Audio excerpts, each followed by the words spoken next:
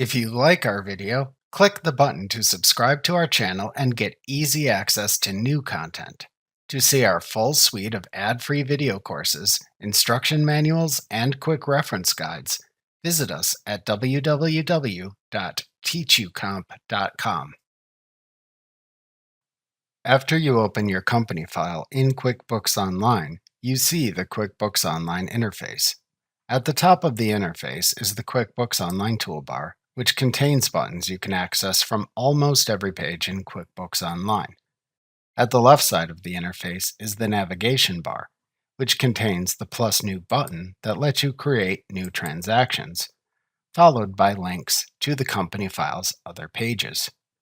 When you click a link to open a page in QuickBooks Online, the page's content appears to the right of the navigation bar and below the QuickBooks Online toolbar. The default page that appears when you first open a company file in QuickBooks Online is the dashboard page. We discuss the dashboard page in the next lesson. The QuickBooks Online toolbar at the top of the page contains several useful buttons. To show or hide the navigation bar at the left side of the screen, click the Show Hide Navigation Bar toggle button, which looks like a triple bar icon at the left end of the toolbar. Note that the Plus New button appears at the top of the navigation bar when it is shown on screen, but appears between the What's New and Help buttons in the QuickBooks Online toolbar when the navigation bar is hidden. To the right of the Show Hide Navigation Bar toggle button is the name of the current company file, followed by the search field.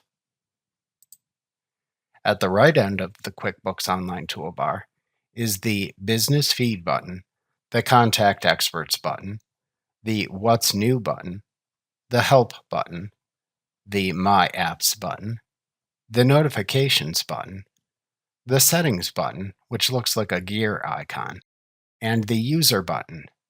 We'll discuss using these buttons within the context of the program in later lessons. Remember to click the subscribe button to see more of our videos.